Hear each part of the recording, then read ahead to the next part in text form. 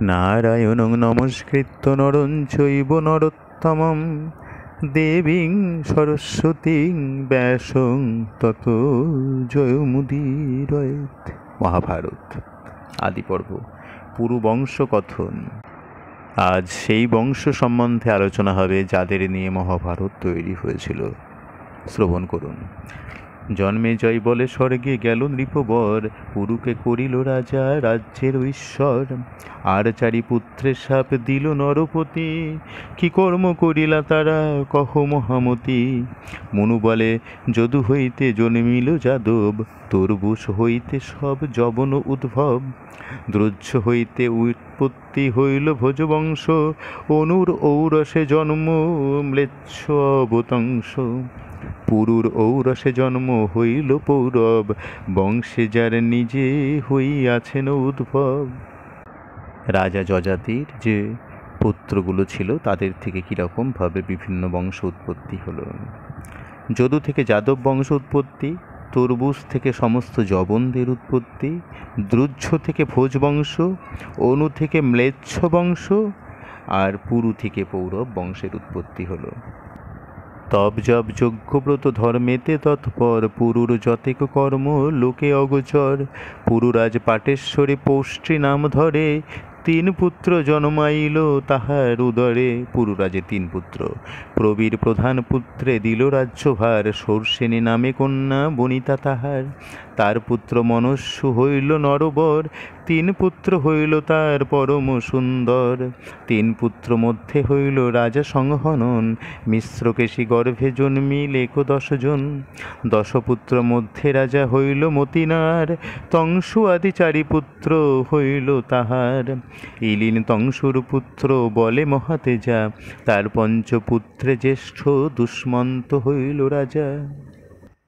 আমরা এর আগে দেখেছি চন্দ্রের পুত্র বুধ বিবাহ করেছিল সূর্য বংশের বৈবস্বতের কন্যা ইলাকে।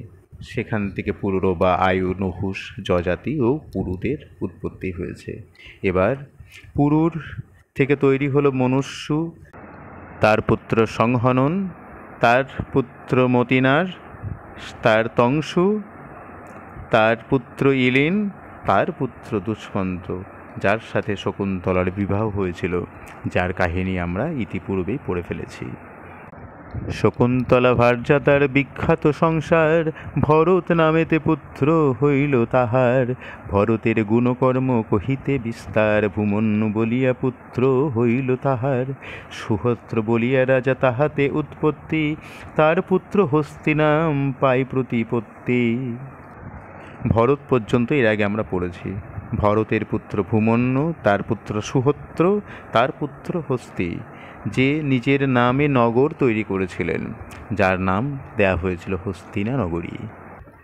বসাইল আপনার নামেতে নগর, হস্তিনা বলিয়া নাম ভুবন বিস্তর। আজমির মহারাজ হস্তির নন্দন, তার পুত্র রাজা হইল নাম সম্বরণ। সম্বরণ রাজ্যকালে হইল অনাবৃষ্টি, দুর্ভিক্ষ হইল লোকে লুপ্ত প্রায় সৃষ্টি। পাঞ্চাল দেশের রাজা বলে নীল দেশ, সম্বরণ করিলেন বনেতে প্রবেশ। সিন্ধু নদী কূলে হিমালয়ের নিকটে, সহস্র বৎসর তথা রহিল সংকটে। এরপর হস্তির পুত্র আজমির, আজমিরের পুত্র সম্বরণ। সম্বরণ যখন রাজা হয়েছিলেন তখন চারিদিকে দুর্ভিক্ষ, অনাবৃষ্টিতে পরিপূর্ণ হয়ে গিয়েছিল। পাঞ্চাল দেশের রাজা বলের মাধ্যমে তখন তাদের দেশ দখল করে নিয়েছিলেন। সম্বরণ কি করবেন? হিমালয়ের কাছে সিন্ধু নদীর তীরে গিয়ে সহস্র বৎসর আশ্রয় নিয়ে রয়েছেন।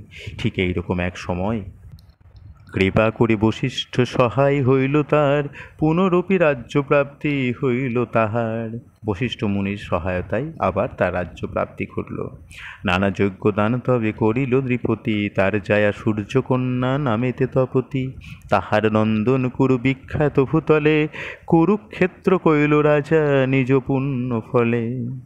সম্বরণের পুত্র কুরু, যে তার নিজের নাম অনুযায়ী কুরুক্ষেত্র তৈরি করেছিল। জন্মে জয় আদি করি পঞ্চপুত্র তার, ধৃতরাষ্ট্রের রাজা জন্মে জয়ের কুমার। প্রতীপ নামেতে ধৃতরাষ্ট্রের নন্দন, তিন পুত্র হইল তার বিখ্যাত ভুবন। দেবাবি শান্তনু বল্মীক যে নাম হয়, তিন পুত্র প্রতীপের ঔরসে জন্মায়। কুরুর পুত্র ছিলেন জন্মেজয়, প্রথম জন্মেজয়। তার পুত্র ধৃতরাষ্ট্র, তার পুত্র প্রতীপ। এখানে যে ধৃতরাষ্ট্রের কথা বলা হয়েছে সেই ধৃতরাষ্ট্র প্রথম ধৃতরাষ্ট্র। প্রতীপের তিন পুত্র দেবাপি, শান্তনু এবং বাল্মীক। দেবাপি খুব ছোট বয়সে সন্ন্যাস নিয়ে চলে যায়।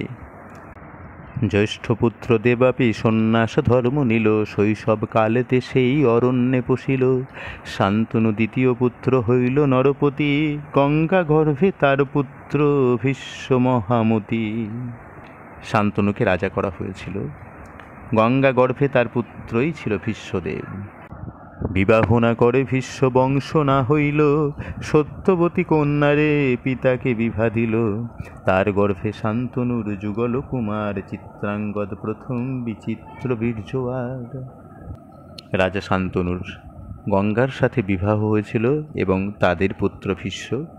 রাজা শান্তনুর পরে বিবাহ হয়েছিল সত্যবতী কন্যার সাথে, তার দুই পুত্র, এক চিত্রাঙ্গদ আর এক বিচিত্রবীর্য।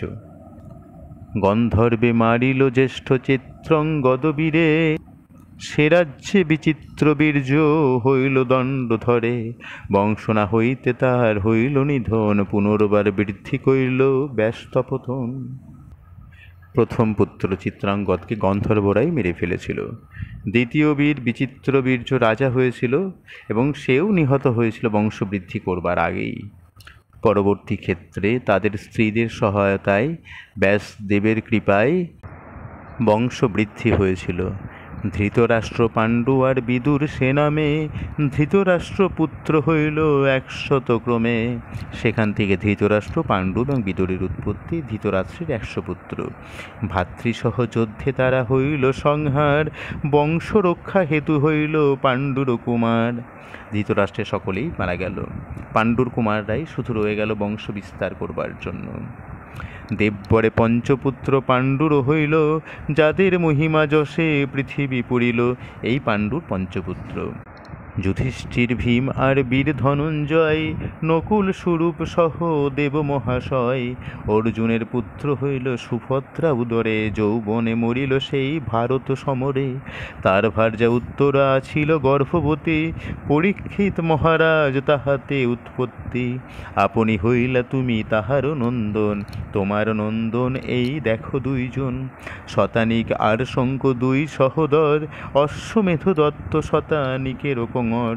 পুরুবংশ সবিস্তারে যেই জন শুনে, আয়ুর যশ পুণ্যতার বাড়ে দিনে দিনে। চিত্রাঙ্গদ এবং বিচিত্রবীর্যর মৃত্যুর পর ব্যাসদেবের কৃপায় সেই বংশ ধৃতরাষ্ট্র, পাণ্ডু এবং বিদুরের জন্ম হয়। ধৃতরাষ্ট্রের 100 পুত্র তো যুদ্ধে মারা গেল, রয়ে গেল পঞ্চ পাণ্ডব, যুধিষ্ঠির, ভীম, অর্জুন, নকুল আর সহদেব, আর ছিল বিদুর। অর্জুনের পুত্র ছিল অভিমন্যু, অভিমন্যু পুত্র পরীক্ষিত, পরীক্ষিত পুত্র জন্মেজয়, জন্মেজয়ের দুই পুত্র শতানিক আর শঙ্কু, শতানিকের পুত্র অশ্বমেধ দত্ত। তো এই হলো পুরুবংশ পরিচয়। মহাভারতের কথায় অমৃত সমান, কাশিরাম দাস কহে শোনে পুণ্যবান। নমস্কার। আসছি আমরা পরবর্তী পর্বে মহাভীষ রাজার প্রতি ব্রহ্মার অভিশাপ এবং শান্তনুর উৎপত্তি।